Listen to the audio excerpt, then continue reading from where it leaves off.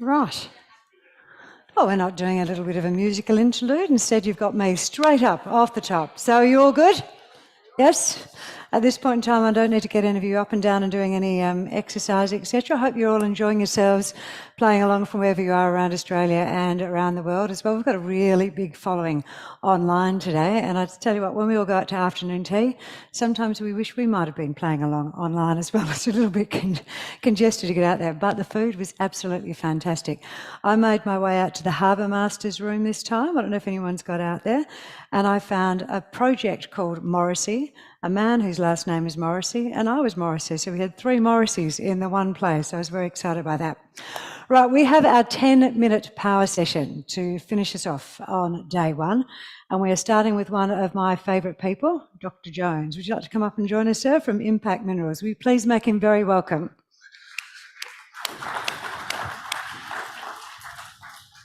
Thanks, Chrissy, and thanks for coming along after afternoon tea. It's always a tough session to speak in. A world-class ore body. That's actually what we set Impact up to find back in 2006, and let me tell you, it's been a pretty long road since that time. But world-class ore bodies are very rare. You don't find them very often. And so things like Hemi, things like Chalice, I know it's been a little bit maligned, but recently Azure. All of those are long-term stories, many years in the field trying to find a world-class ore body. And we believe that we've found one here in Western Australia, but rather than our own discovery, we discovered it on LinkedIn, and that's a story we can tell you on our booth after the story. So Impact, we believe that we're the new player in HPA, and for those of you who aren't geologists, that's actually a play on words. Is this, could you just make this work? I'm pressing the green button. Leading into my 10 minutes. There we go. And we've gone right forward now. Okay, the geological pun, a player, because this is a salt lake. The geological term is a player, and we believe that beneath Lake Hope lies a transformational acquisition and a world-class ore body, because in the top 2 meters of that lake is something in the order of 15 to 20 billion US dollars worth of high purity alumina, one of the critical minerals that's needed for the energy transition that we're going through at the moment. Why is it world-class? It's world-class because of the economics. And when we first came across this project, which is a joint venture, we saw the potential for this project to be an extremely low-cost producer of HPA. And so this was a scoping study that we put out in November for a benchmark 10,000 tonnes a year. It looks like the NPV is very significant, well over $1 billion Australian dollars, a very manageable capex, 250 million, great IRR. But the key number down there, which is actually in US dollars for a particular reason, is that HPA is sold in US dollars, and it's $3,300 per tonne. And that's basically 50 to 30% cheaper than anybody else that we know producing the product globally. And that's a massive advantage for us as we enter this space over the next couple of years. So what is high purity alumina? It's aluminium oxide. This is what it looks like. Some people say it's the second most expensive white powder in Perth. We did have to stop the brokers grabbing this bag off our booth. But it's all about how pure it is. 4N, that's a 99.99% pure. That means there's very few impurities in there, and that's because it's used in a range of specialty applications. And as I mentioned, it's listed on the Australian Critical Minerals list and is in high demand. So for those of you who remember that the Samsung phones were exploding a few years ago, and also the Tesla cars that are often catching on fire, that's because HPA is used to prevent thermal runaway in lithium-ion batteries and other battery architectures. And so if it's not doing its job, and it either coats the anode or the cathode and also separates them, then we get thermal runaway and the batteries explode. And obviously great demand for that going forward. The second main use, again, fairly banal, if you like, is actually in LEDs and micro LED screens.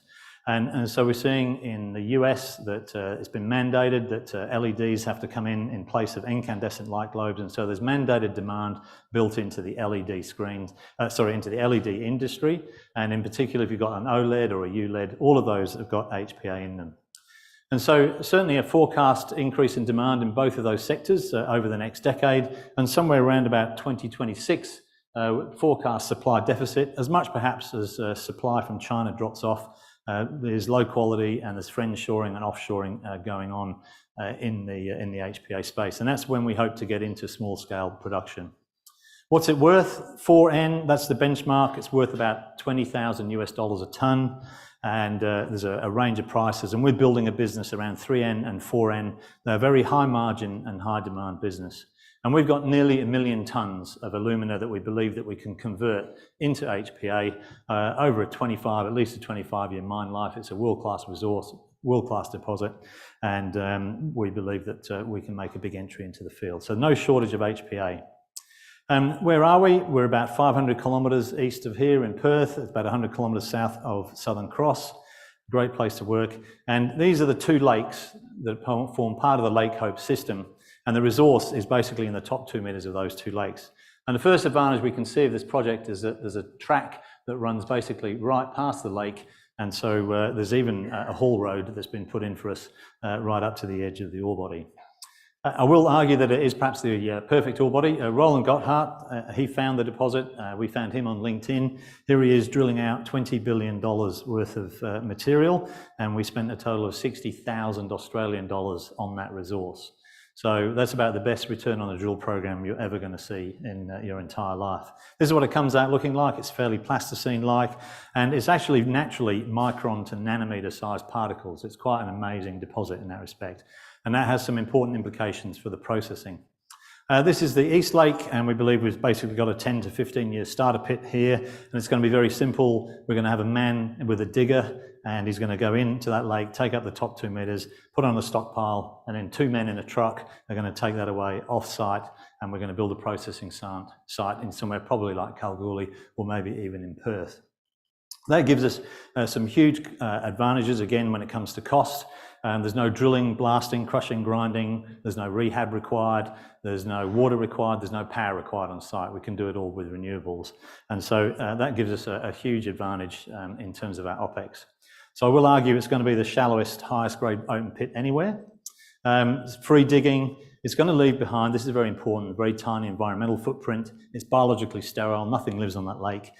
We have just completed our baseline environmental survey. There's no issue apparently with the lake, so we should be able to mine there. And that's going to allow the permitting to be fast-tracked.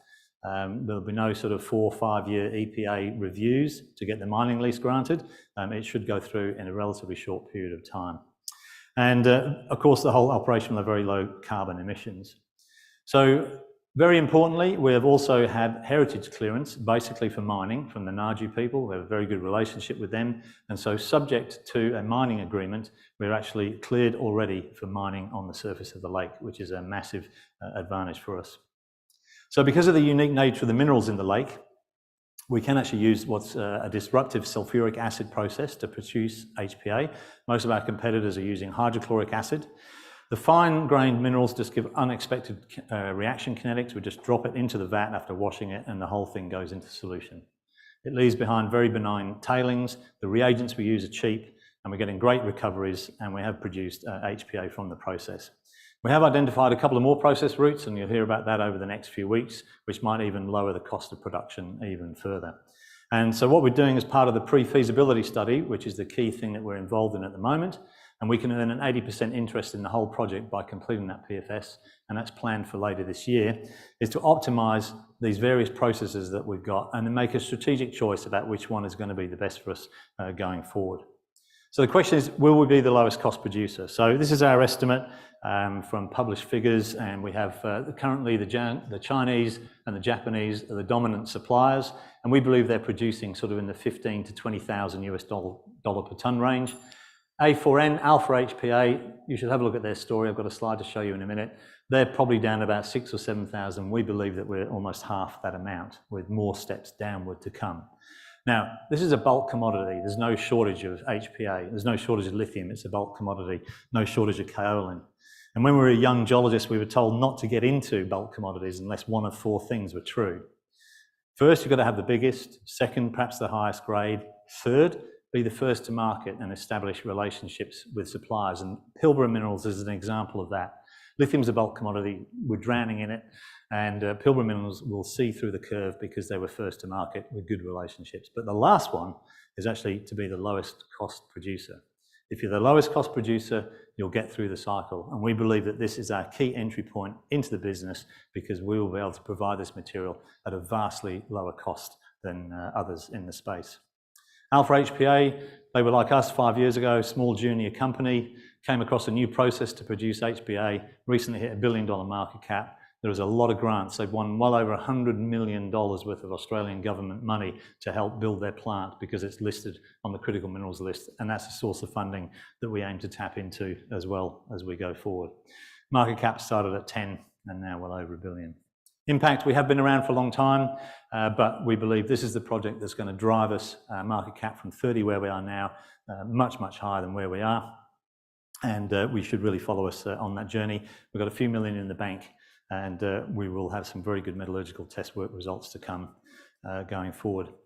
So forward plan 2023, maiden resource, we had a great year, and complete the optimization 25 and 26 and get into our pilot plant. I did lose a few seconds for my thing in through there. And the last slide, come and join us on the journey. We aim to be one of the lowest cost producers of HPA globally, a unique deposit in Western Australia, best place to work, cost disruptive metallurgical process, and we're building out our capabilities in metallurgy and final product specification, and we invite you to come on that journey with us over the next couple of years. Thank you, Christine. Thank you, Dr. Jones. I think every time I hear you come up here, though, I think you should have one of those Indiana Jones hats on. I think that would be even more fitting.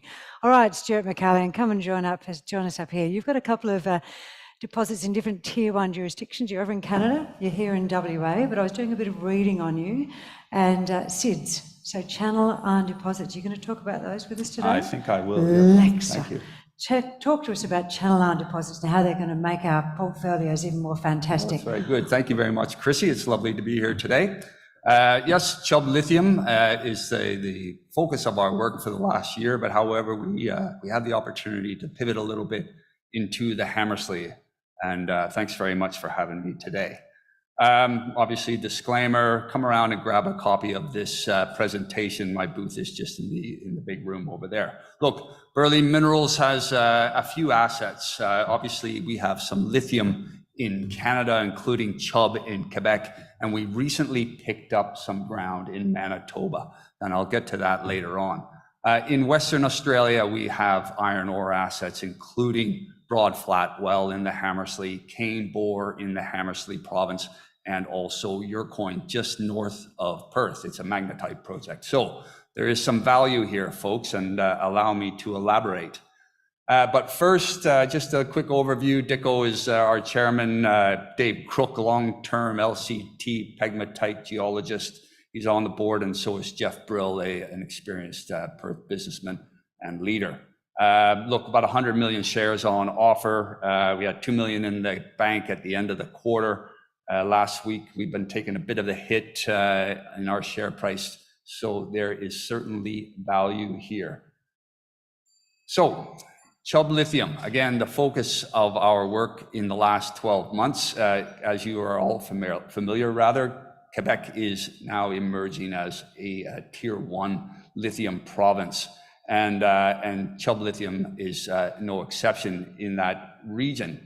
We're right next door to North American Lithium, only 10 kilometers away, and merely 25 kilometers outside of Val-d'Or. Val-d'Or is, as I've referred to before, the Kalgoorlie of Quebec. It has a long history of mining, gold mining predominantly, and that dates back the better part of a century. So it's been very easy for us to get work done at Chubb this past year.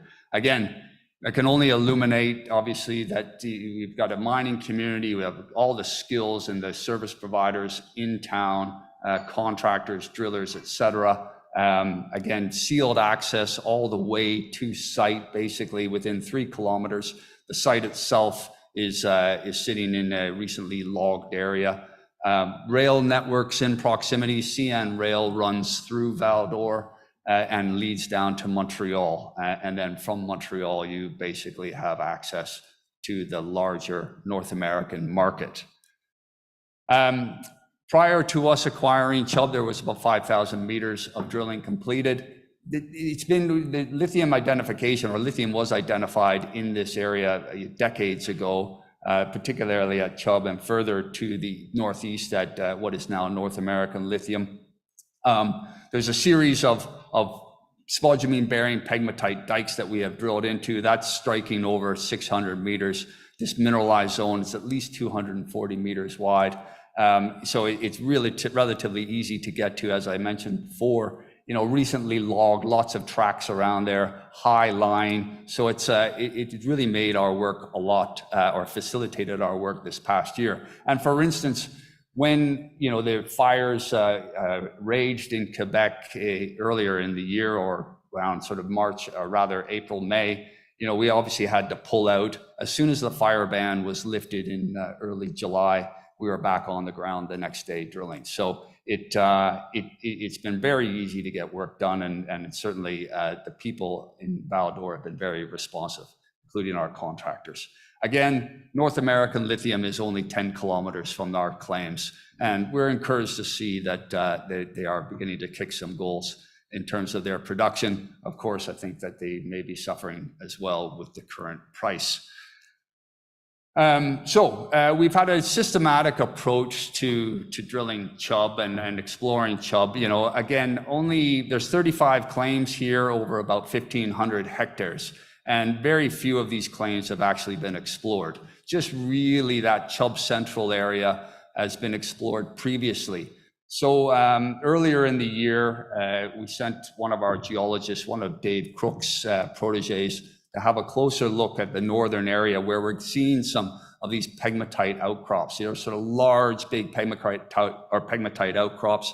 And look, previously the consensus was that this was barren ground. However, we had a better look at it. We ran the XRF, we picked up some rock chip samples, etc., and we discovered that this is actually all fertile. What we're seeing at obviously Chubb Central, just a few Ks to the south, isn't just fertile. This is obviously highly evolved LCT pegmatites. This is, we're getting large spodumene crystals, and indeed, as we reported late last year, we're getting some polysite as well, and I'll get to that in a moment. High-grade lithium, again, in our Chubb Central area. We finished some 13,000 meters of drilling towards the end of the year, getting some very, very encouraging intercepts, a solid above 1.2, 1.3% throughout that Chubb Central area in that main dike. Furthermore, we started some metallurgical test work on both high-grade and low-grade samples recovered from Chubb Central, and certainly some encouraging results on recoveries, pushing up towards 70% for high grade and plus 60% for the lower grade sample, and achieving that greater than 6% lithium concentrate, which is that standard product. Again, through what is a typical lithium or spodumene concentrate flow sheet, basically a dense media or heavy liquid separation program. Not much iron in it. It didn't recover a hell of a lot, so that is a good thing, which could eliminate the need for wet magnetic separators as well. So it does potentially simplify this flow sheet. Now, more interesting, and as I alluded to earlier on, these are highly evolved LCT pegmatites. And so we discovered polysite in one of the holes as we were drilling into the main dike as an extension program. Now, polysite is a cesium-bearing mineral. It's very rare. That is, you will get, obviously, in an LCT pegmatite, you'll get the lithium, cesium, tantalum. But generally speaking, cesium usually shows up at parts per million. When you start to see the cesium results that we have here, at above 1 and 2%, it recognizes that this is actually polysite mineralization.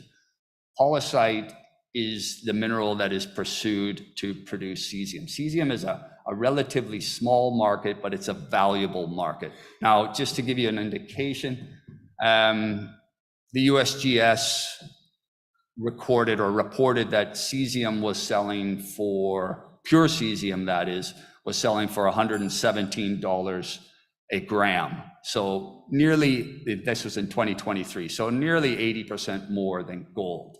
Bottom line is, it tells us that this is a highly evolved pegmatite system, cesium's in it, which is value adding.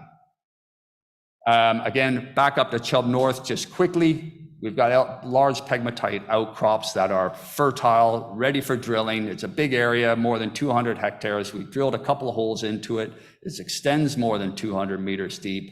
It's fertile. It's ripe for the picking. We want to explore. Again, quickly, I heard the bell. Hammersley. So just Monday, we released some news about some rock chip samplings up at Broad Flat Well. CID deposit, high line, sitting close to existing infrastructure, the Roburn-Whitnam Road, 115 Ks from Karatha.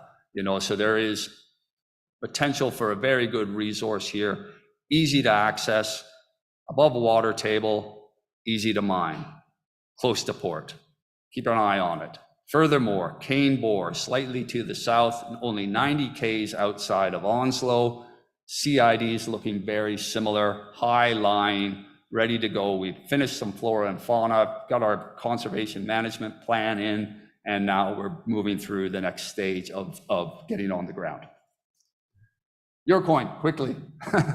Magnetite, just north. Think DRI. It's very popular at the moment. Green steel. Come and see me. My booth is over here. I'm going to be here for the next 2 days. Thank you very much. Sell them, leave them wanting more. Peter Bewick, come and jump up on stage, sir. Now, BHP Explore is a 6-month accelerated program for early stage explorers. They chose 6 companies, and one of them was Hamelin Gold. So how's it going to affect their prospects for us as shareholders? Let us find out from this gentleman. Would you please welcome Peter Bewick? Thanks, Chrissy. You've done your homework. That's great.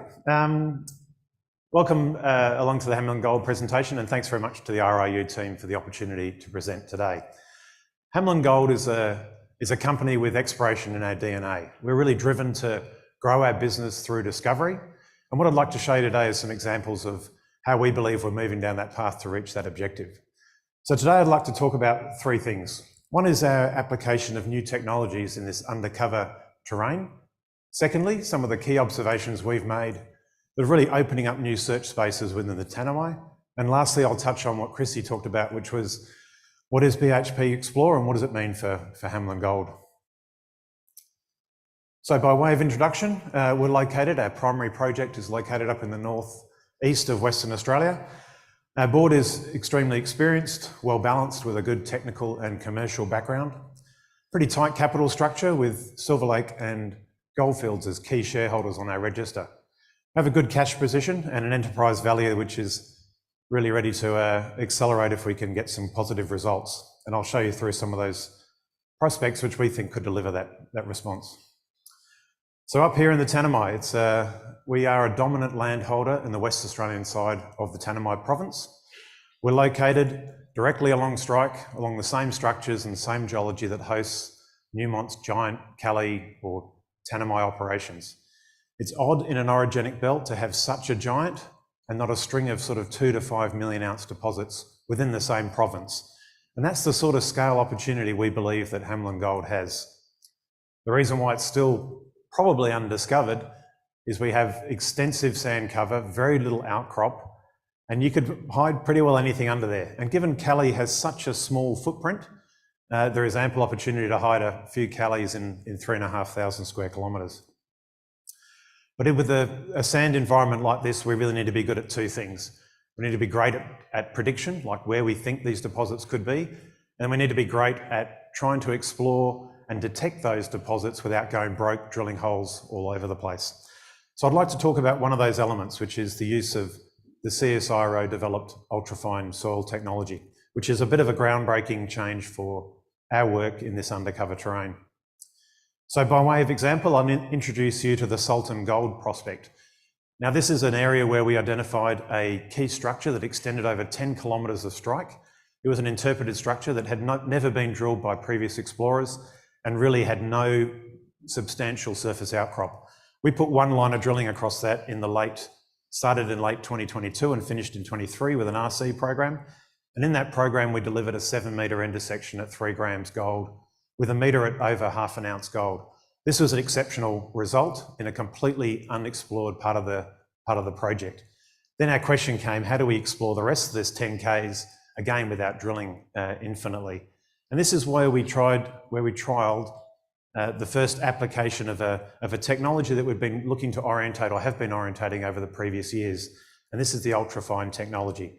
We selected that 4-kilometre long corridor as the first place that we put it into operation. The results were outstanding. I think anyone who has seen geochemical data before looks for big red blobs. And one thing we generated was a beautiful, coherent, 1-kilometre long gold anomaly in sand cover, which is as I said, a groundbreaking and outstanding outcome. Sitting right on a beautiful structural flexure. We got these results, and within 2 weeks, we'd completed heritage monitoring.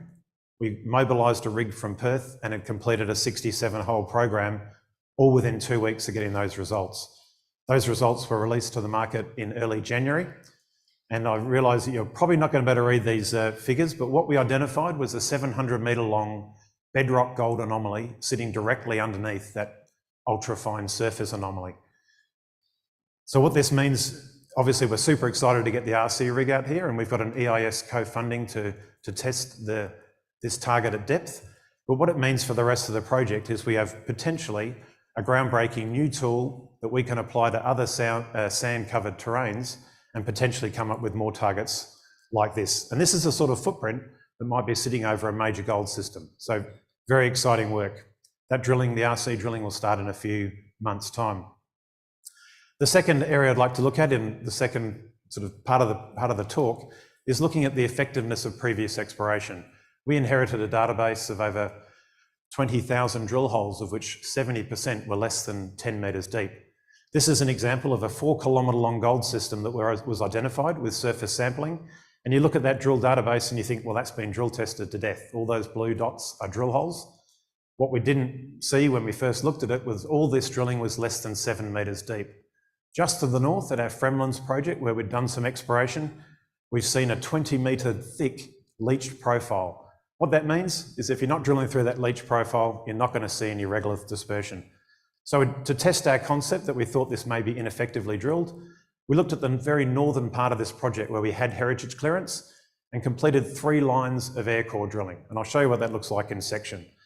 So that's what we inherited, 7-metre deep drill holes directly over the top of the surface anomaly. And that's colour-coded by gold. So there's absolutely no gold there above 50 ppb gold. When we did our air core drilling, what we identified was an extensive, coherent regolith anomaly that is open to the south, where we have yet to get heritage clearance. So what we're really excited about doing is getting that clearance, pushing air core drilling across the full extent of the 4-kilometre long anomaly, and then we'll follow that up with deeper drilling, targeting the higher grade portions of that system. But this is again just an example of what we've seen elsewhere in the project, ineffectively drilled areas where solid gold anomalies at surface have been tested with only shallow drilling. So again, opening up fantastic new search spaces for the company. Lastly, we definitely don't know everything out here. In fact, we're learning by the week. And one thing we did was went out just to the north of where I just showed you that geochem anomaly. We drilled this rather weird looking magnetic anomaly. We had it as a gold target. We thought it was an interesting thing to test. We had an RC rig in the area. We decided to put one line of drilling across this to see what it was. What we got was not what we expected. We actually intersected a mafic, ultramafic intrusion that contained nickel copper PGE sulfide mineralisation. This is the first time this style of mineralisation has been recorded in the Tanami, and we were being nickel explorers in our previous lives. We knew how important that was to see that early mineralisation in a hole that was just really untargeted.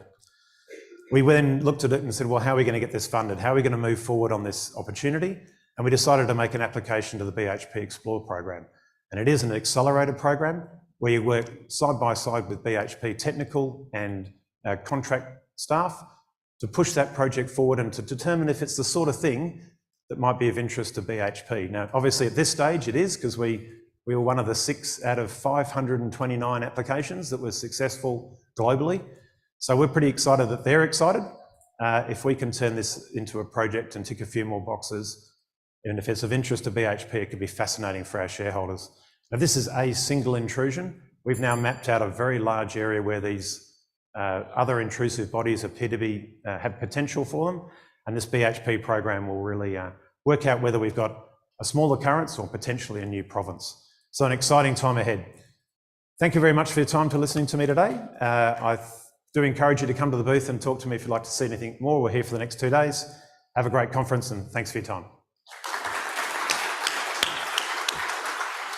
Well done, Peter Bewick. Okay, recent media reports describe our next presenter as being slightly excited.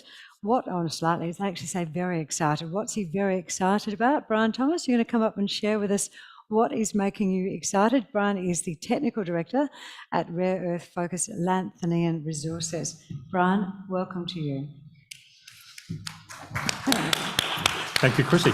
You'll get the pronunciation eventually. Yeah, thank you to Stewart and Simon for the opportunity to speak today. Lanthanein Resources, the inevitable disclaimer. If you want a copy of the presentation, come to the booth and you can read the fine print. The team of Lanthanein is 4 geologists and a very successful prospector who's just recently joined the board, and he's the vet. David Francis, our chairman, is a resources specialist, geologist, obviously, and with international experience. Peter Spirijuk is a geophysicist.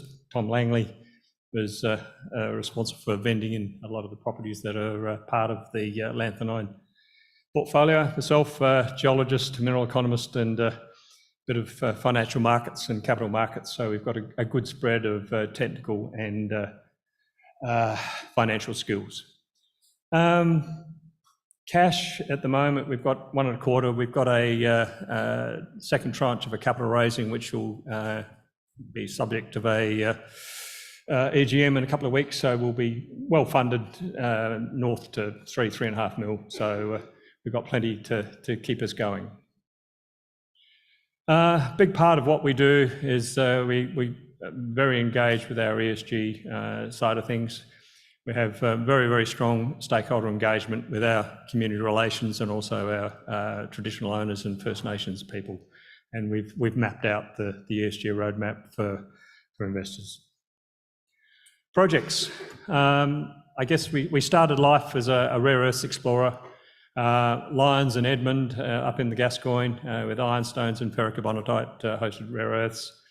We have the Moradium project in South Australia, which is a clay-hosted rare earths.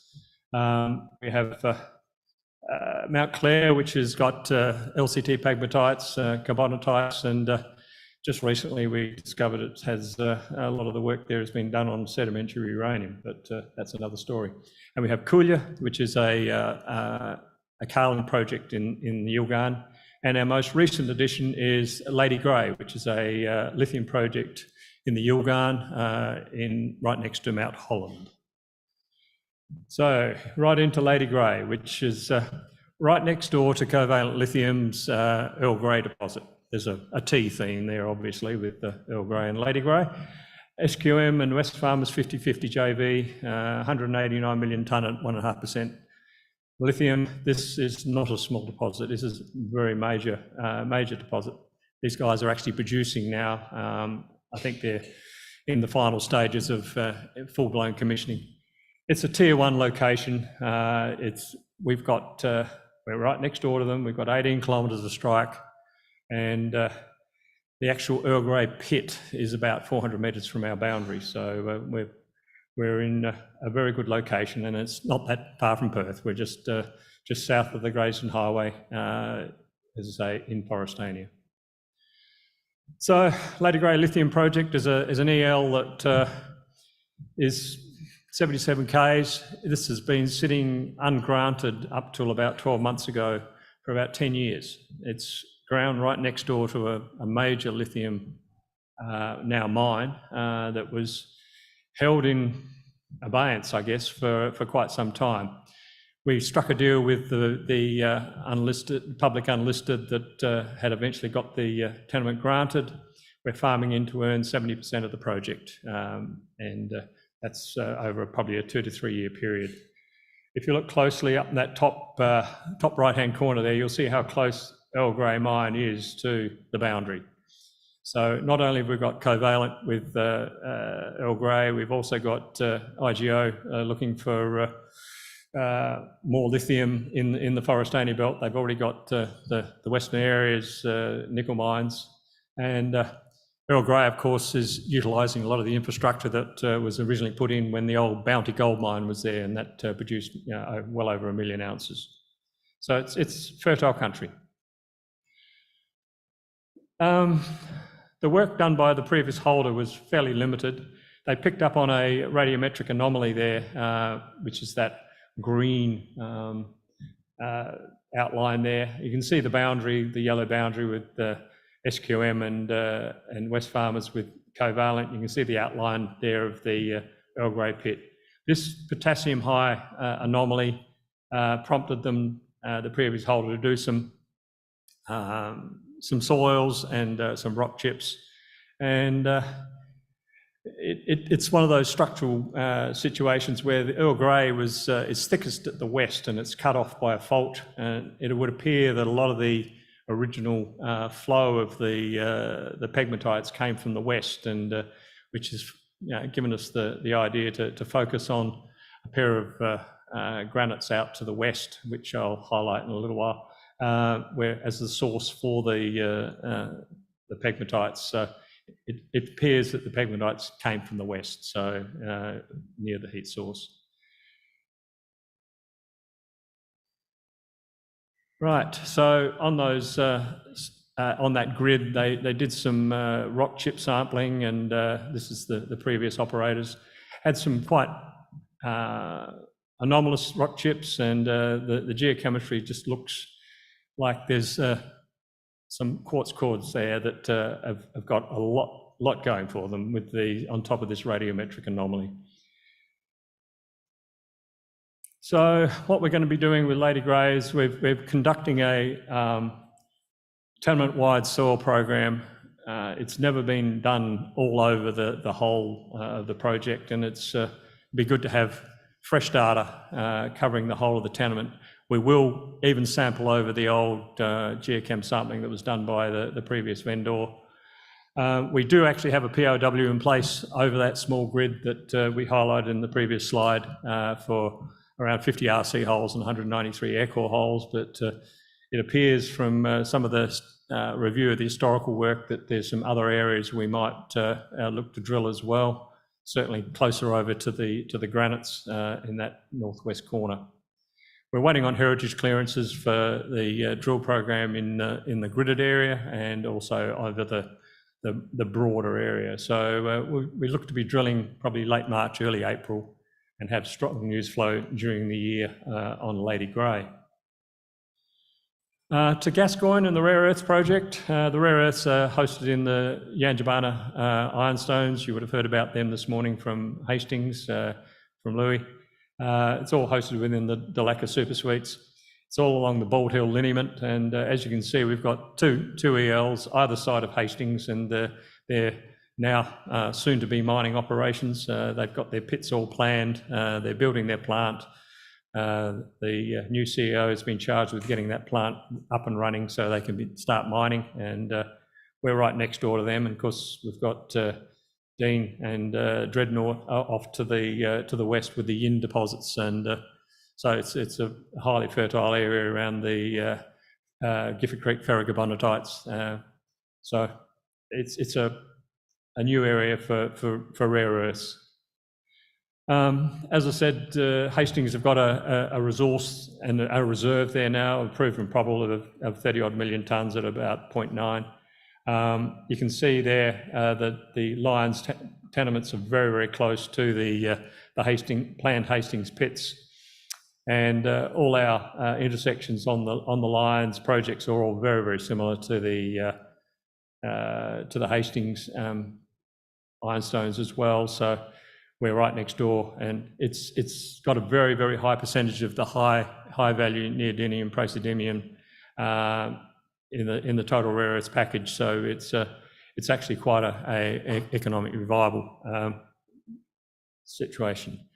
Right, we did a bunch of drilling last year on lines 12 and 13. We put together a small resource, and obviously we're looking to do some additional drilling in there, infill and upgrade that resource. As you can see there, oh, Chrissy, you are on your feet already, sorry.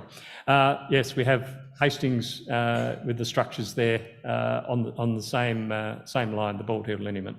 Moving right along to Moradium, which is the clay-hosted rare earths in South Australia. We are nearby Australian Rare Earths, who have got a very large resource there of 180 odd million tonne at around the 700 parts per million.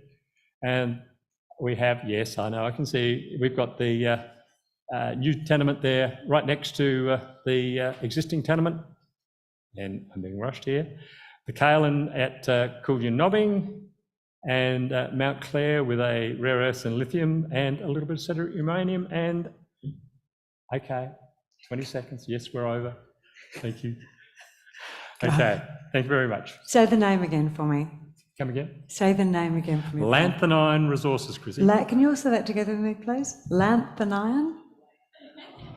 Oh, yeah. Okay, very good. You're not listening to my instructions as well as Brian. Thank you, Lanthanein. Thank you very much, sir. Put your hands together for them. Okay, what's next up on my little screen here? Oh, this is a good one. Now, these guys here are poised to take advantage of that rising gold price. So Platina Resources next up on stage. This is Corey Nolan, MD, and yes, you've got plans to drill some holes this year, haven't you, and take advantage of it. Would you please make Corey very welcome, everyone? Thank you, Chrissy. Good afternoon, ladies and gentlemen. Welcome to the conference. It's good to be back and give everyone a little bit of update of our progress over the last 12 months, and we're tracking for 2024. I guess the most significant thing we achieved last year was the sale of our scandium project. We completed that in the middle of the year and netted $10.5 million in cash, which has really set us up well for our planned exploration activities this year. So Platina is a West Australian focused gold exploration company. We've got a portfolio of projects in the Ashburton and the Yilgarn Cratons. We're looking to drill 2 projects over the next quarter, and we also have one of our projects, Mount Naira, funded through a joint venture with Chalice Mining. We're well funded. We've got $9.1 million in the bank. And we could potentially, over the next 2 years, receive an additional proceeds of up to $11 million from the sale of our scandium project. So we'll be very well positioned to fund all of our exploration activities. In fact, if you were to take a little bit of a look at our market capitalisation and compare that with our cash that we have, our investments, it implies an enterprise value of about $1.8 million on our portfolio of gold opportunities in West Australia, which we obviously think is very low, and we're going to be drilling those opportunities and looking to unlock that value. And if you were to reflect those additional payments that we would get through the scandium sale, that would give us an adjusted enterprise value of nearly minus $10 million, which obviously doesn't make a lot of sense. Just wanted to quickly reflect on our executive team, because obviously that's fundamental to unlocking the value in our portfolio. I've been the managing director of Platina for about 5 years, pretty much restructured the company from a palladium company into a gold exploration company during that period. Prior to that, I was the CEO at Sayona Mining, and I was sort of responsible for packaging up all of the lithium projects that Sayona had in Quebec. And we started a process of drilling out those deposits and completing feasibility studies. and that resulted in a fairly material increase in the value of the company through that period. And after I left, I think that company went on to become a $4 billion company at its peak.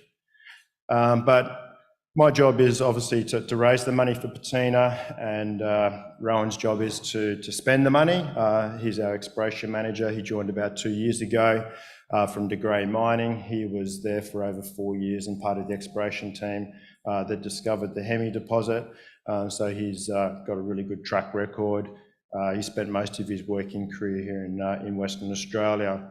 So both of us are pretty motivated to make a discovery and create value and demonstrate that our previous experiences weren't just a fluke. It comes at a time when equity market values are probably not really reflecting it, but we do have an environment of record gold price in both Australian dollars and US dollar terms. So it's hopefully that trend continues throughout the year and the equity values catch up to it. Our primary focus at the moment is 3 projects: our Xanadu project in the Ashburton, and then the Beatty project near Norseman, and our Brimstone project, where we're looking to unlock some value there following quite a successful drill program in late 2023. So our Xanadu project, it's located in the Ashburton Basin, sits on the 470 kilometre long Nargilgadi fault zone. There's a number of quite attractive deposits sitting on here, including the really high-grade Parsons deposit in the northwest, and then you've got Karlawinda down in the southwest, and our 550 square kilometre tenement package sits right next to the 1.4 million ounce Mount Olympus deposit. So we believe that we're in good company with a number of pretty significant deposits on a regional scale geological setting. Kalamazoo, the owner of the Mount Olympus deposit, has just announced that they've given De Grey Mining an option to acquire their deposit for $30 million. So the Xanadu project has had quite a lot of historical exploration. It was primarily, the exploration was primarily focused around developing quite shallow oxide resources for a heap leach project they did. There was a small pit at Amphitheatre and a number of quite large stockpiles which still exist. Most of that exploration effort was concentrated in the northwest end in that sort of light blue colour area. And last year we did some drilling around Hermes, which was a new prospect that we discovered, and we'll be looking to do further work there this year, hopefully generating further targets there that can be drilled. So it's quite a large package that we've got to tackle here. And then you've got the Mount Olympus deposit, only sort of 7 kilometres away in the northeast there. This area here is the light blue zone. It's about a 10 kilometres in strike length. It's a really highly altered zone of mineralisation. There's a lot of historical drilling in here, demonstrating quite a large low-grade envelope of mineralisation, and within that you get these structural controls with much higher grade intercepts of mineralisation. So we're about to start a drill program here, and we'll be looking to do about 3,000 metres of RC drilling, looking to try and extend and better understand those mineralised trends that are quite well misunderstood at the moment.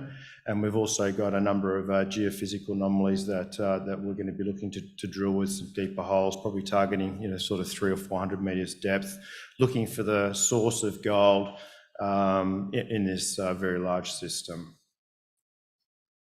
Our second project that we'll be looking to drill is our Beatty project. It's located just to the south of Norseman. There's about 5 million ounces there, including 1 million ounces at the Scotia Mining Centre. It's about 10 kilometres north of our prospect. And Aruma have had some very good success drilling to the south of our property with narrower but very rich intersections of gold. There's a couple of magnetic anomalies that run through that property. And our plan is to come through and do pretty much a tenement-wide air core program as soon as we get our cultural heritage clearances secured and our flora and fauna surveys completed. So hopefully sort of late March, early April for that drilling. And our Brimstone project, it's located 50 kilometres northeast of Kalgoorlie.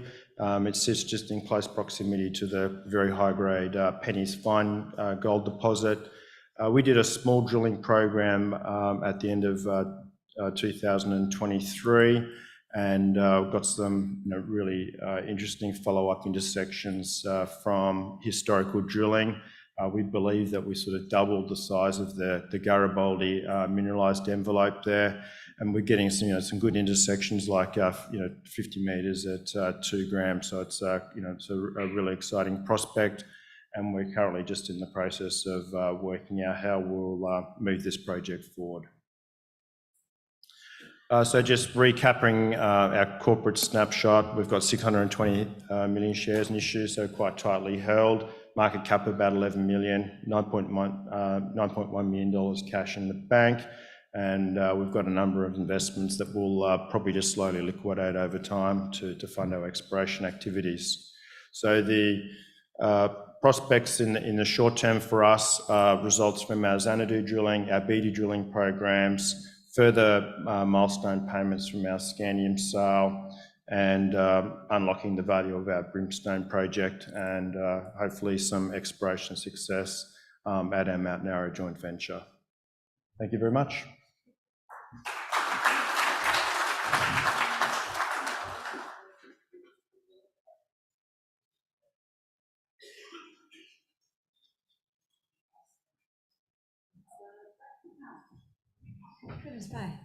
That serves me right for talking so much, doesn't it? I've run out of battery power. There you go. Some of you will be very pleased with that, and others can go and jump outside, and I won't take you to drinks later on. Okay, now this next gentleman up on stage, I read 2 comments from him during the week, and I thought, oh, they're nice and nerdy. I love them. One of them was, he said, we have outstanding physical spheroidization results at high yields of ideally sized spheres.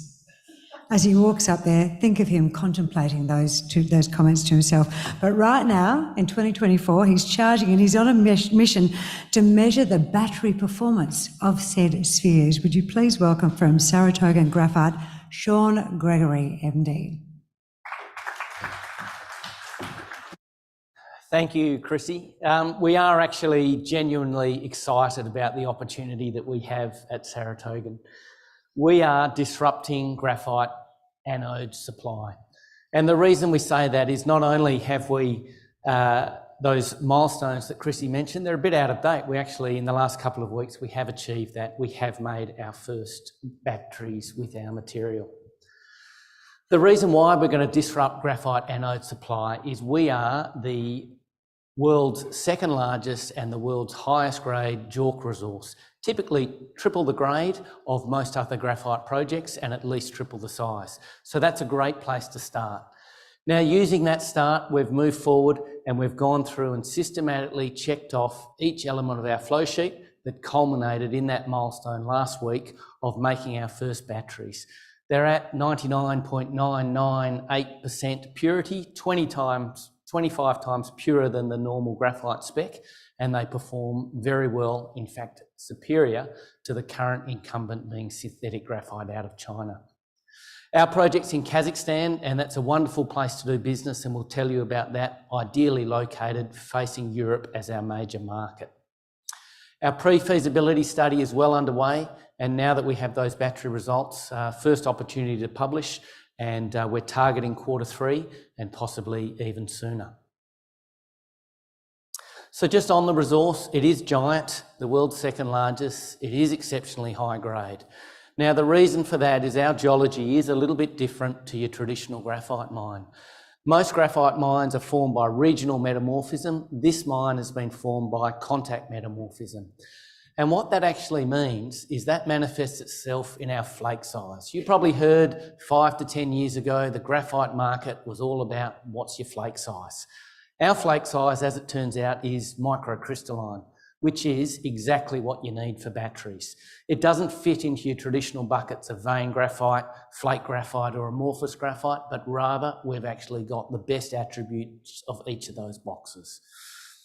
Now our resource is so vast that it manifests itself in these low mining costs. They say grade is king in mining, and turns out when you triple the grade and your strip ratio is a third, you do the arithmetic on it, and it turns out that mining costs will be a tenth of perhaps a traditional graphite mine. Processing costs being triple the grade, the processing costs will be about a third. And that's just on the physicals. You wait till we get to Kazakhstan as a jurisdiction. So what we've decided to do with our project, we're not tempted to go and build a big mine because that's what we love doing as Aussies. We're actually going to build a small mine. We've asked the engineers to make this mine as small as we possibly can make it, which is hard to do when your feed grade is so high. But we're going to make 50,000 tonnes of graphite products, and we're going to spread those 50,000 tonnes across 3 different markets to penetrate those markets and build that market base before expanding and expanding and expanding. All of these elements we've now demonstrated, culminating, of course, in our battery performance last week. And those results, in fact, are superior to the current incumbent, which is synthetic graphite anodes out of China. Our material has a higher specific capacity in terms of how many amps you can get into that graphite per gram. We've done that on what's called uncoated spherical graphite. We'll do that on coated spherical graphite as well, which will be even better. Now let's touch on the market. What's this guy doing banging on about battery raw materials? I thought that was last year's story.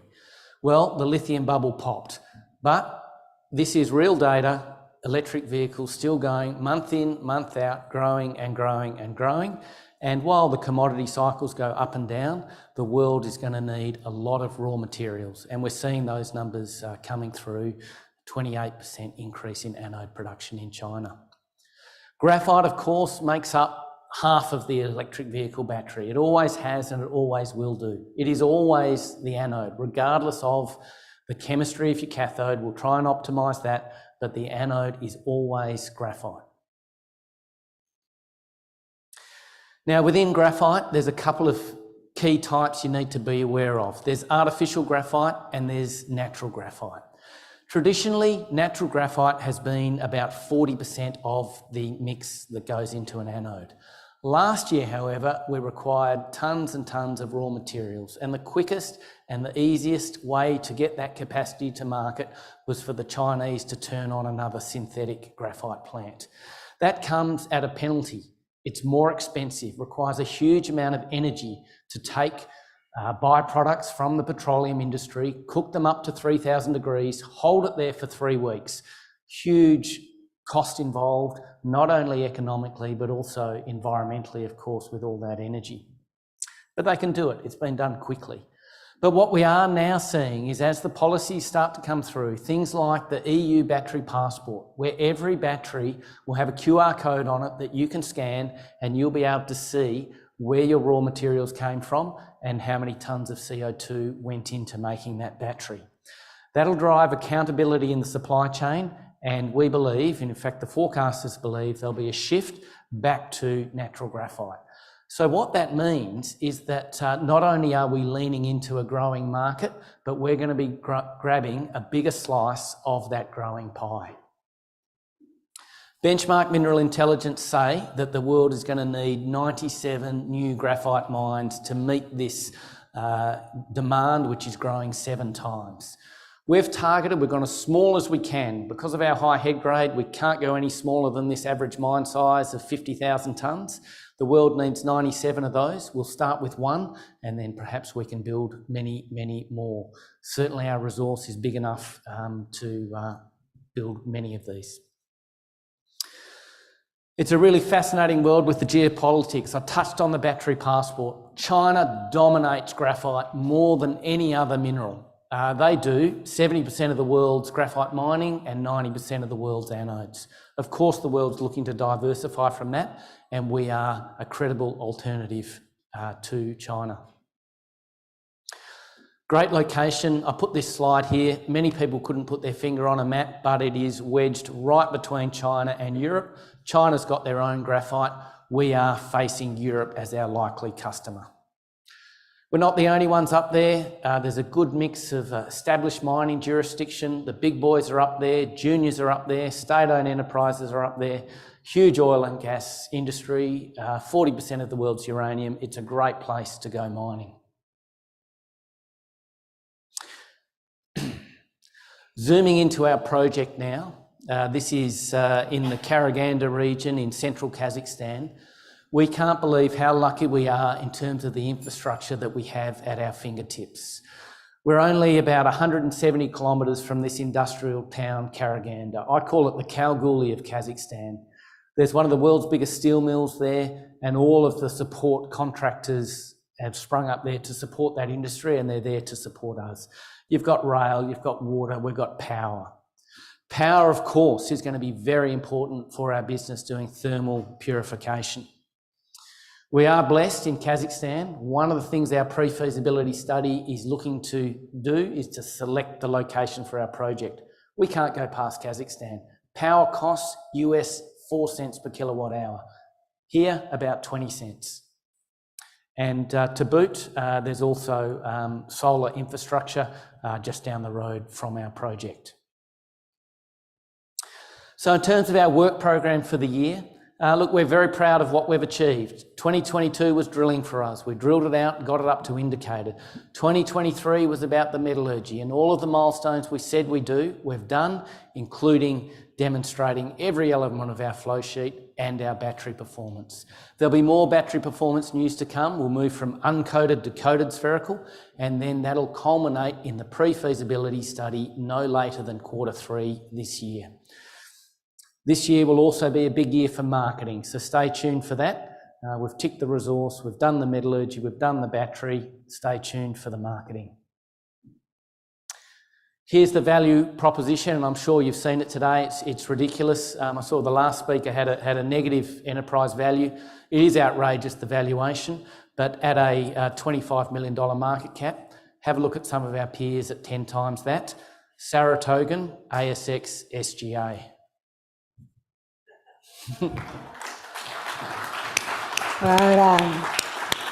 I love your passion, absolutely love your passion. All right, we're going up to Green Bay, Canada, and that's where you'll find the Gold, Copper, Jewel in the Crown project for FireFly Metals. Steve Parsons is the Managing Director, and he's managed to drag himself away from his strategically placed little booth 71, which is in the room next door, just near the cold bar, if you'd like to go and speak to him afterwards. Would you please make him welcome, everyone? Great, thanks very much. And I know it's the end of the day, and I know the sessions are pretty short, so I'll make this short and sweet. Please do come by our booth, though. We've got some of our key personnel up there, key management, as well as technical people as well. So come and ask some questions. You know, everything is on the ASX platform, and of course, read the disclaimers in your own time. So I'm going to talk today about Green Bay Copper Gold Project. It's a recent acquisition for us in Canada. It's a great mining jurisdiction, one of the top mining jurisdictions globally.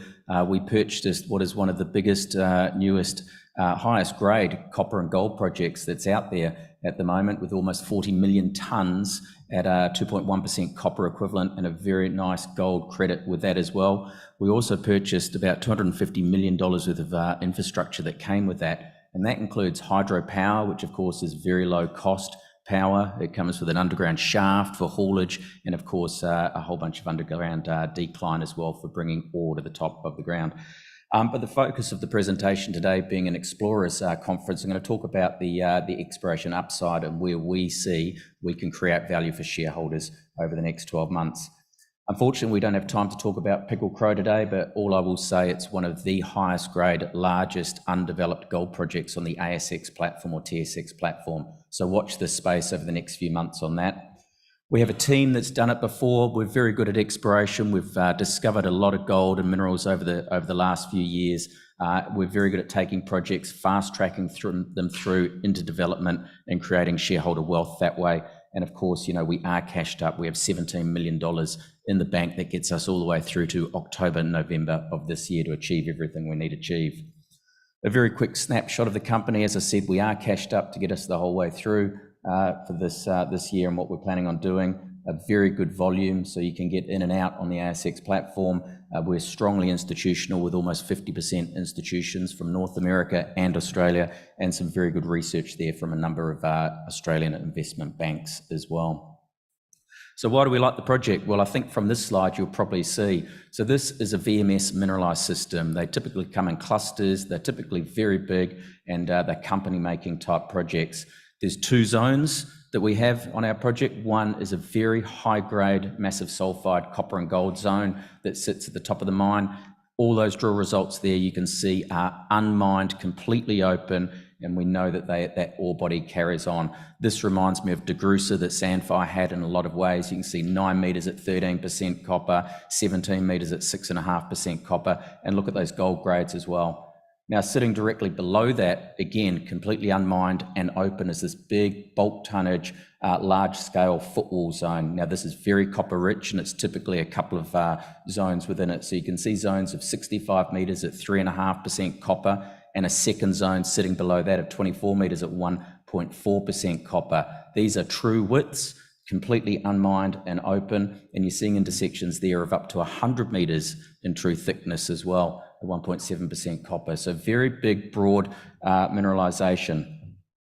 So what do we think? Well, we think this project's going to grow substantially. Our view is with that $17 million this year is drill rigs turning. There's already 2 drill rigs on site operating. News flow will be happening every few weeks as we step out and grow the resource.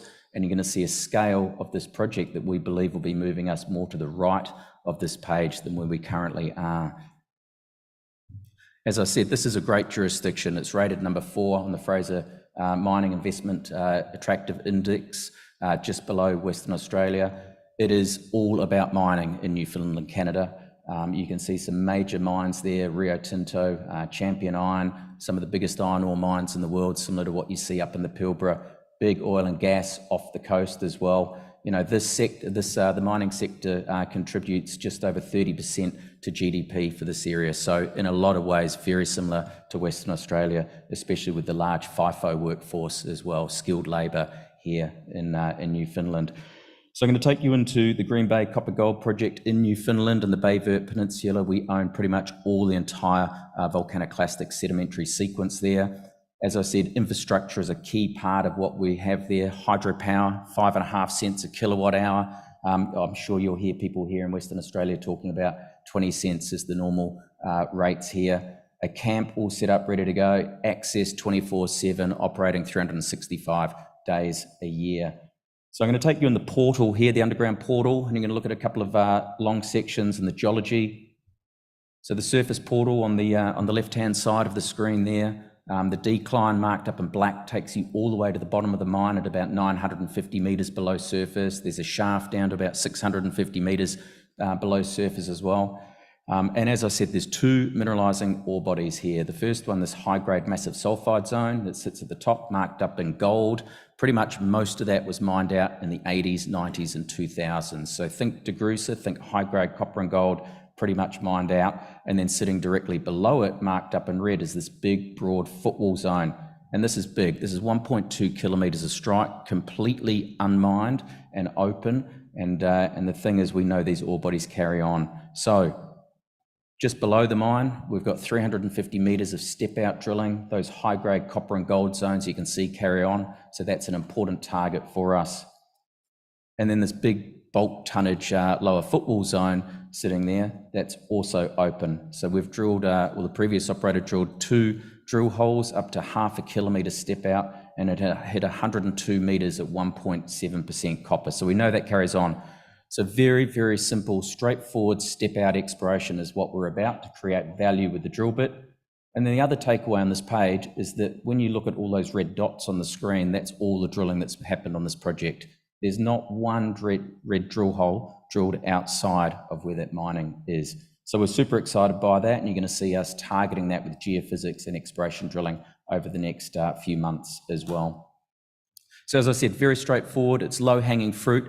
The jumbo's already putting in a 5.5 by 5.5 metre exploration drill drive that we can use for haulage later on. We've put in the first drill cuddies. There's 2 drill rigs turning as we speak. Those green fans are fanning down into the high-grade ore and then down into the big, broad footwall zone. Then that will move out in a couple of months' time to the second fan, and you'll see that extending as well. So all of that will come together for a resource update in September of this year. But expect to see news flow every few weeks as we drill down into that high-grade lode and into that big, broad footwall lode as well. Now, we are just scratching the surface here in Canada, and especially when you compare it to the other mines. The reason being is that the rock stress levels are so much less than here in Western Australia. So the equivalent of 950 metres is about 400 metres below surface. And remembering our ore body starts only a couple hundred metres below surface there as well. So we expect in 12 months' time, when I'm on stage here again, you'll see a lot more of this page turning red on our project as we go deeper and step out to the west and east on this project as well. So as I said, this mine was fully operational, fully ventilated, dewatered. We're up and down that constantly, 5.5 by 5.5 metre development for quick, fast tracking development into production. And probably the real takeaway in this slide, besides looking at the bolts and mesh on the ground conditions, which is obviously very low cost for us, is when you look at the sulfides, you can see that these are going to light up like a Christmas tree when we do downhole geophysics. So that exploration targeting will be starting in a couple of months' time. It'll be discovery work outside of just the straightforward low-hanging fruit step-out work. So this hasn't changed since we put this out in August when we acquired the project. As I said, the $17 million gets us all the way through to about October or November this year. It's constant drilling. We started with 1 drill rig, we've ramped it up to 2. The 3rd drill rig will be arriving in a couple of months' time, and it's all about extending that resource and discovery work as well, with a resource coming out in September of this year. So hopefully you can see why I'm pretty excited about the new acquisition.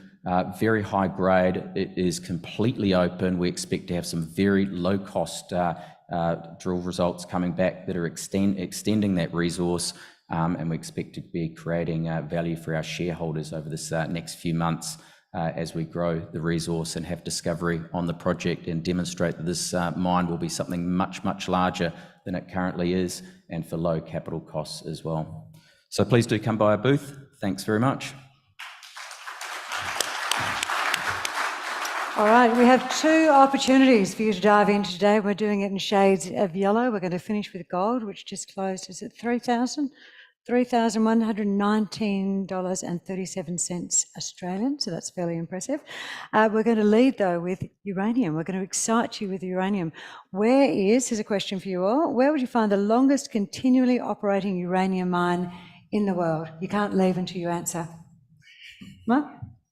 Namibia, correct. That's right. It's actually in Namibia, which I was quite surprised at, but this is the man that had that information at the tip of his tongue, and he's got lots of other information as well, which I'm sure will excite your portfolios. Would you please make welcome from Elevate Uranium, Murray Hill, Managing Director. Thanks, Chrissy. What an exciting time to be in the uranium industry. Uranium is the hottest commodity on the planet. I just want to see if we're going to react and see if anybody was awake there. Very clearly for a number of reasons. But it is a very exciting time. We are one of the very few uranium companies. Your controller's not working real well. There it is, that's better. Yeah, no, I had to use the other one.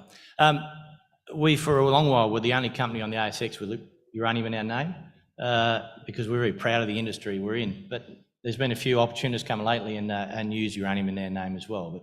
But we've got direct exposure to uranium in Namibia and Australia. 2 great jurisdictions for mining.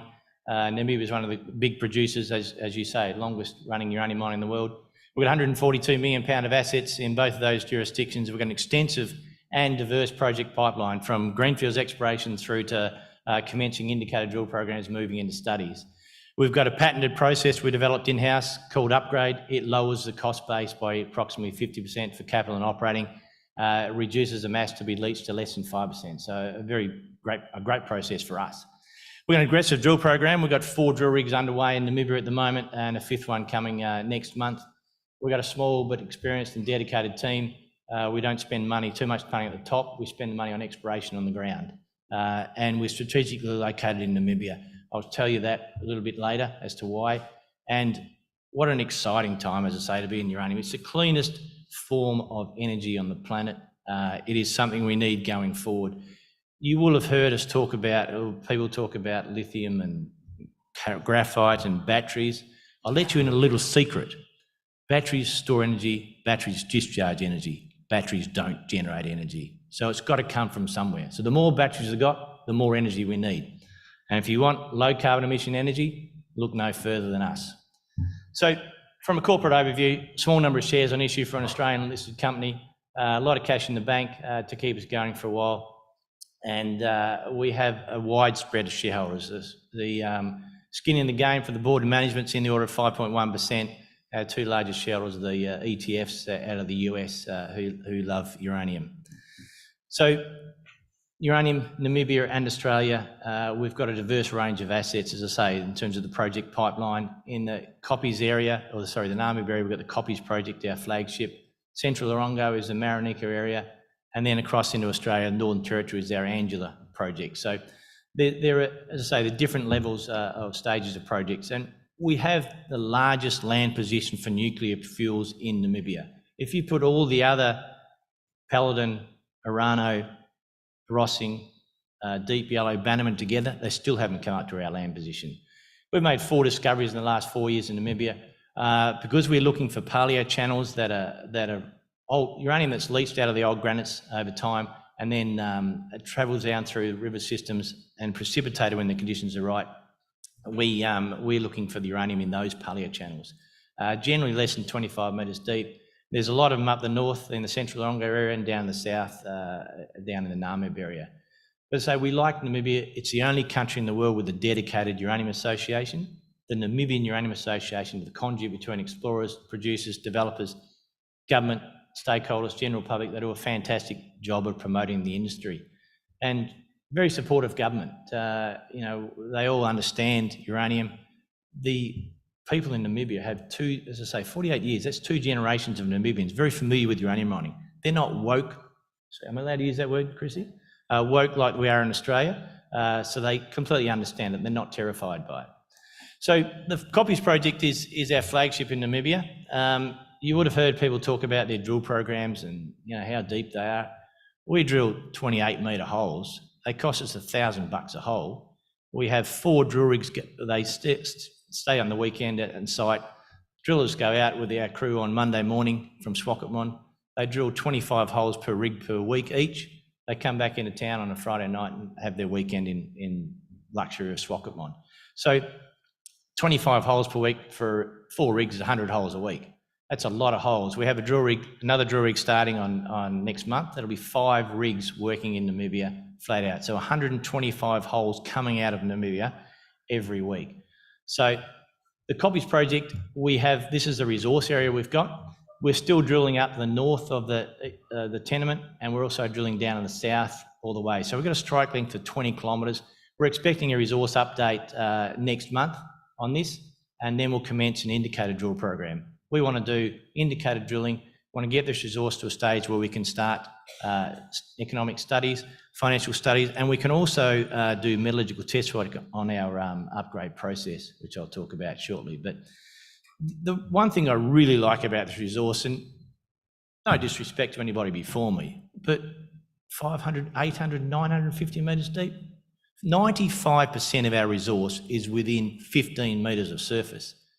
50% is within 6.5 metres of surface. That's as shallow as they come. So low cost mining operation, low strip ratio is what it's going to be. And when you couple that with our upgrade process, it's really going to be a low cost operation. So we're excited about what this offers. It's free dig for the first 3 to 4 metres, and then after that, we'll use a surface miner, something you use to rip up bitumen roads around the place.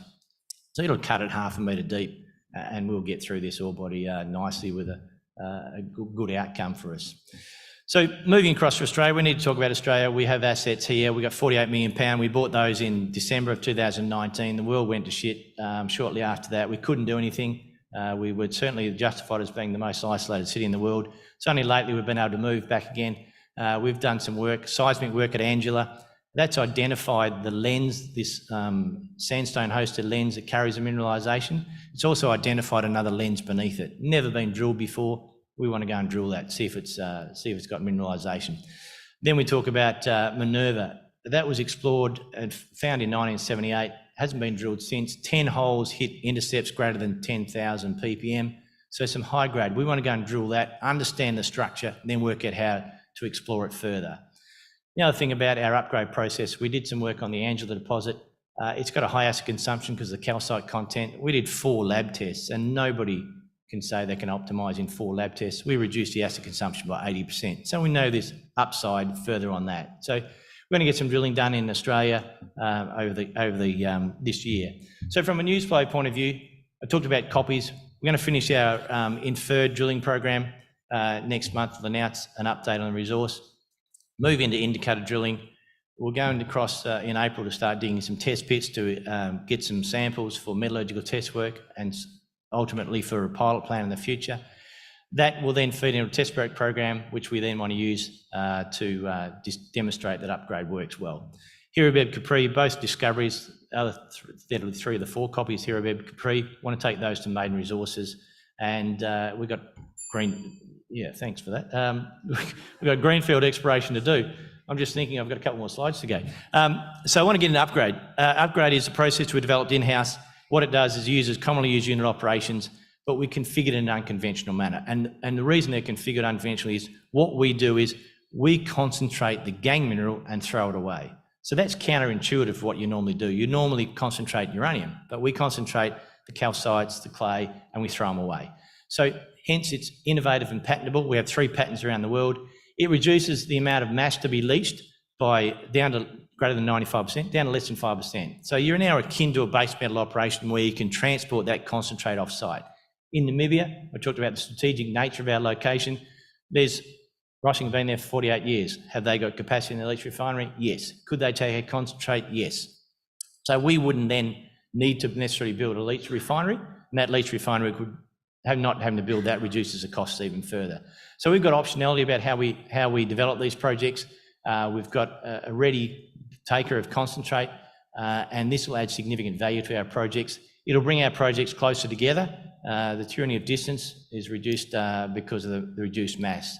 So environmental benefits, there's many of those, but cost benefits there are a lot of. So an example, we took the Marinica grade from 93 ppm to 5,000 ppm. So that gave that project to life, gave us confidence that we could go and use upgrade elsewhere. So we're excited about, you look at a project like Copies, within 15 metres of surface, and with a upgrade process that reduces the cost significantly. 2-1, Chrissy, thank you. So just to finish, this is what Copies looks like, right? So you don't have to worry about animals or vegetation, Chrissy, so you could even go there and not be worried. Thanks, Tar. Thanks for that.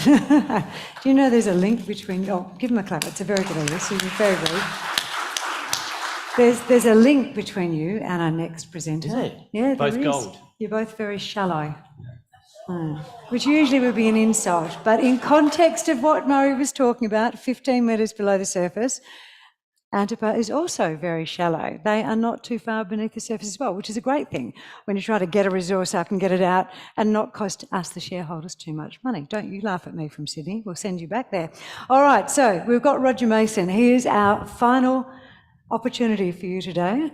Antipa, we're coming local, we're coming close to infrastructure, and it's big. This is a really big opportunity. Would you please make him very welcome? Thanks everyone for your time. I know it's the last session of the day. This is our standard disclaimer. Antipa acknowledges the traditional custodians of land across the country.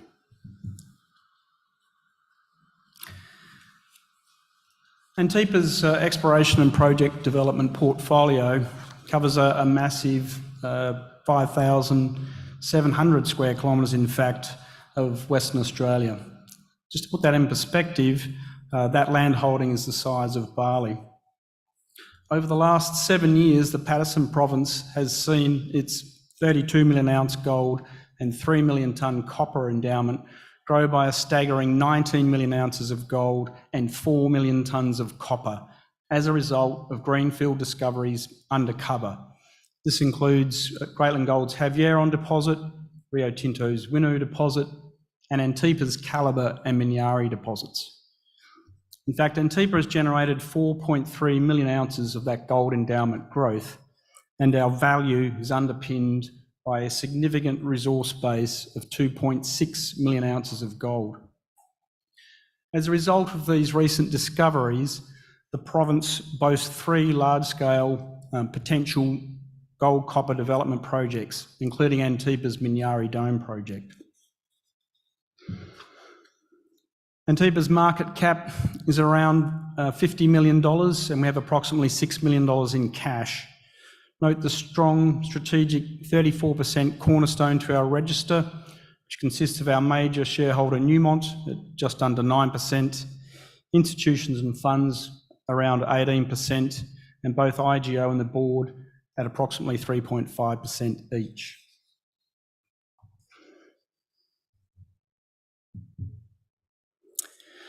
The Minyari Dome 2022 scoping study identified the potential for a significant standalone gold development opportunity. The project boasts a resource of 1.8 million ounces of gold and a mining inventory of 1.1 million ounces of gold at 1.6 grams per tonne, which generated a NPV of $392 million at an internal rate of return of 34%. The project's initial processing life is 7+ years at a throughput of 3 million tonnes per annum and produces an impressive 168,000 ounces per annum for the first 5 years.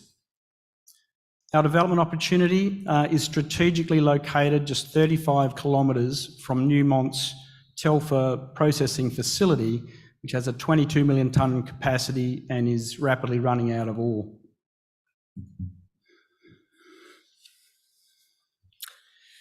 This study used a gold price of 2,430 Australian dollars per ounce, and so it's worth noting that the current Australian dollar spot gold price of about $3,100 per ounce could materially increase the project's economics.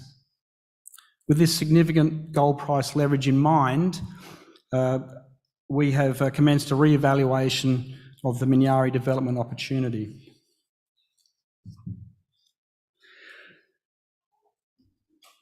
Antipa's Paterson Province portfolio delivers significant exploration optionality, boasting 3 additional complementary growth projects, which are huge in every sense of the word.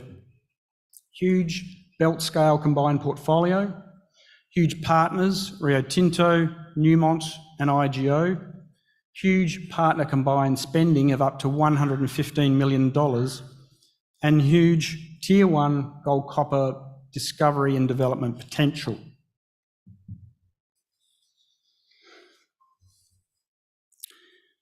Our 100% project offers significant resource growth and greenfield discovery potential.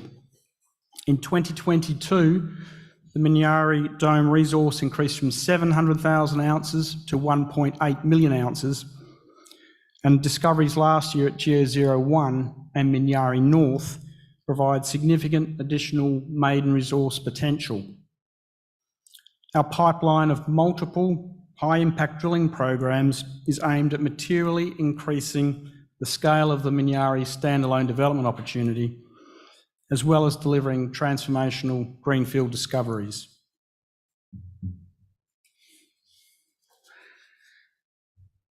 Drilling at our Geo-01 soil target has identified a mineral system footprint similar in size to our flagship 1.5 million ounce Minyari deposit, which is located just 1.3 kilometres away. At Geo-01, limited broad-spaced drilling has identified thick zones of gold mineralisation under shallow cover, including multiple 60 to 100 gram metre gold intersections, with the mineralisation remaining open in several directions. Key intersections include 50 metres at 2.3 grams per tonne gold, including 19 metres at 5 grams per tonne, and 48 metres at 1.7 grams per tonne, including 28 metres at 2.8 grams per tonne gold. So Geo-01 represents a material, open-pittable maiden resource opportunity, with further infill and extensional drilling about to commence next month, with the aim of delivering this first resource around the middle of the year.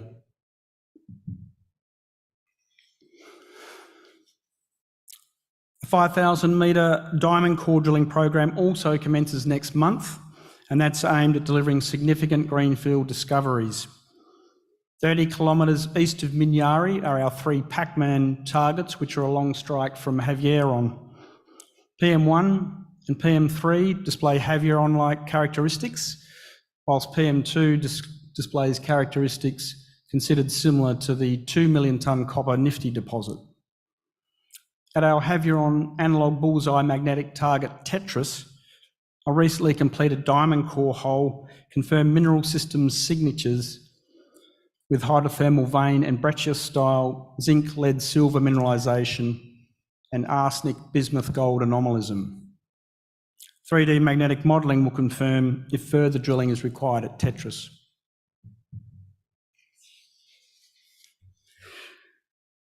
On our Minyari Dome project, we completed 19,000 metres of drilling last year, and during the first half of this year, we will complete a further 11,000 metres. The assay results for last year's 6,000 metre air core program, which tested a range of targets within 12 kilometres of Minyari, are expected later this month. Our 3 major partners contributed 9,000 metres of drilling last year and perhaps a similar quantum of drilling this year. This all culminates in a huge amount of discovery-focused exploration across our belt-scale combined portfolio. Our 1,470 square kilometre Wilkie farming project with Newmont comes to within a few kilometres of Telfer and Havieron's combined 40 million ounces of gold. Newmont need to spend $60 million to earn a 75% interest. Currently, Antipa still owns 100% of this project. The Wilkie project has a greenfield discovery focus for gold-rich Havieron and Telfer analogues. Newmont's objectives being to find new ore sources within 50 kilometres of their 22 million tonne per annum plant, which by 2025 will have huge spare capacity. A very large-scale surface geochemical sampling program was commenced late last year and has had immediate success, identifying a new, very large, 3 kilometre long by 1.5 kilometre wide gold target known as Parklands, just 10 kilometres from Telfer. Parklands has a peak gold lag result of 1.5 grams per tonne and multiple lag results greater than 0.1 grams per tonne. The anomaly is also open in several directions. The host metasediment basement here is concealed beneath shallow cover and provides a very favourable anticlinal mineralisation trap site located on a northeast trending structure which intersects Telfer.